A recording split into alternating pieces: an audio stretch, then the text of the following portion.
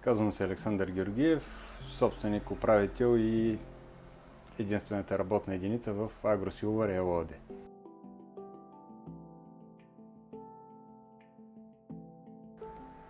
Агросилвър е малък земеделски производител.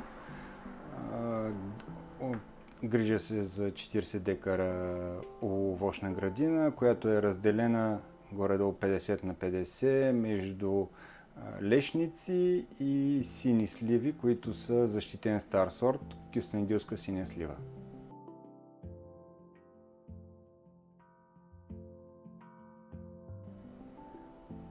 Биопроизводството, насочих се към биопроизводство, защото исках да докажа на себе си и на няколко мои познати, че биопроизводството може да бъде печелившо, без да зависи от субсидии и че не е необходимо селското стопанство да бъде придатък на химическата промишленост. Това ми бяха основните мотиви. Насочих се към овощарство, защото там се предполага висока степен на механизация и минимално участие на човешки труд, което е значителен фактор при постигането на по-висока ефективност.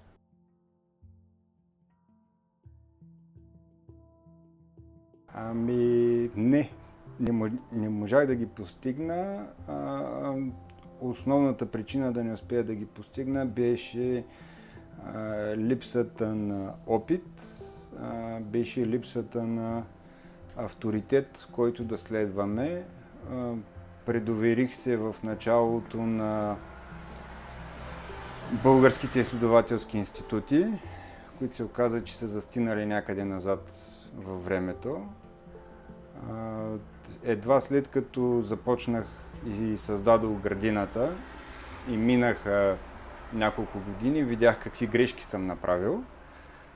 След това направих и посещения в сродни градини в Италия и в Турция и мога да кажа, че следващата ми градина ще бъде много по-добра.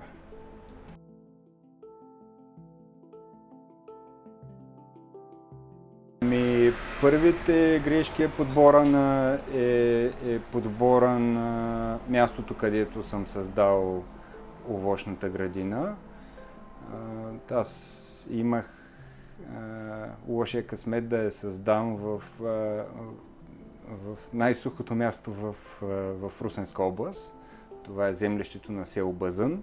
Изключително плодородна земя, но подходяща за друг тип насъждения, не и лешници и сливи, които искам да отглеждам. Следващата земя я търся в поречието на река Русенски лом или на река Янтра, което ще ми даде възможност да напоявам. Средните валежи в област Русе са около 550 мл годишно. Мен са ми необходими около 700-750 за отглеждане на лешниците. Тази вода трябва да бъде добавена допълнително и най-икономически изгодният начин е да става от някои от реките. Това е едното. Другите грешки при нас традиционно лешниците се засаждат на решетка 3 на 5 или 4 на 5. Отчитайки световния опит, разбирам, че това е грешка. Следващата ми лешникова градина ще бъде засята на триъгълна решетка, не на квадратна, като разстоянията между отделните лешници ще бъдат 6 метра. Това ще ми позволи да оптимизирам празните места в градината. Ще събера повече насъждения на декар и ще позволи да осветля максимално короните на самите дървета. И не на последно място, третата стъпка ще закупя разсада от лицензиран разсадник в Западна Европа, които произвеждат а, расът от сертифицирани маточни растения.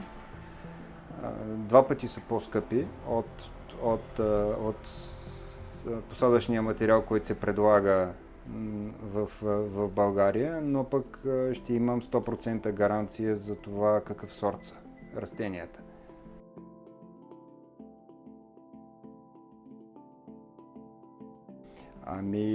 Значи, сортовете, на които съм се спрал, са традиционни сортове и съществуват повече от 100 години, така че категорично не са генно модифицирани.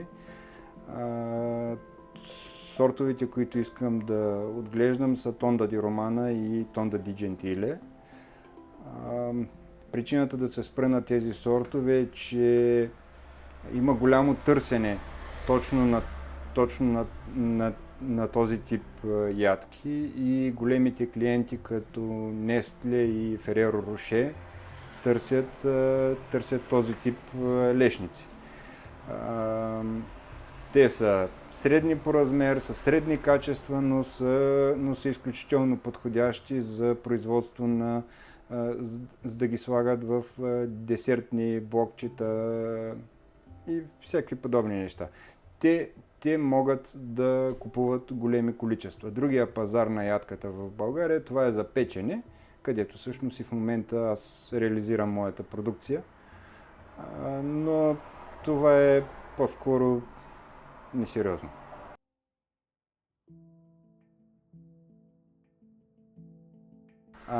Използвам само единствено разрешени препарати за растителна защита.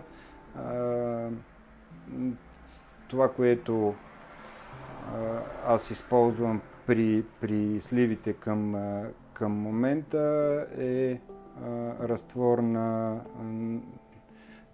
синкамък, тъй като моите сливи още не са влезли в фазата на пододаване. След това ще използвам, тъй като биологичното отглеждане на сини сливи е свързано с един от основните вредители, това е сливовата оса, която снася ларвата си в цветчето. И там е въпрос на времеви мениджмънт, да се пръска точно тогава, когато започва да се отваря цвета на синята слива. Има такива биологични препарати, които са разрешени и преди да почна да пръскам с тях до година, аз първо ще поискам разрешение от контролиращата организация. При лешниците не пръскам, поне до момента не е имало необходимост. Борбата с основния вредител по лешниците, така наречения лешников хоботник, се води изключително по механичен път. За целта се събират листата, които са опадали. Късна есен събират се, товарят се на ремарки и се депонират на сметище. По този начин предотвратяваме създаването на благоприятна среда, където могат да презимуват ларвите на лешниковия хоботник. Няма ефективно третиране с химически препарати, без значение биологични или не, за лешников хоботник. И общо взето това е.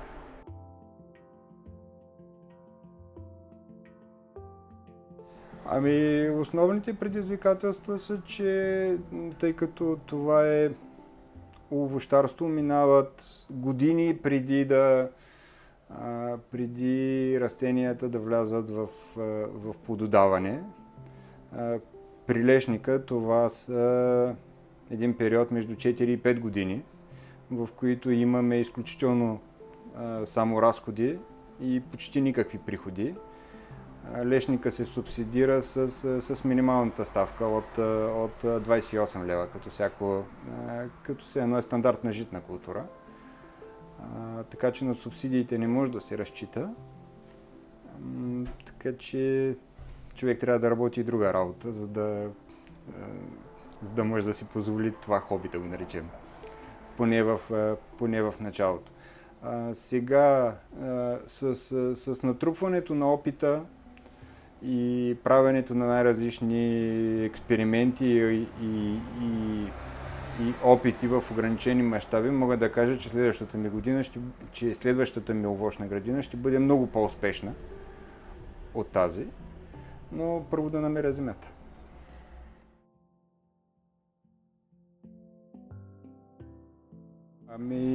Това, което значи, искам да създам нова лешникова градина между 60 и 100 декара.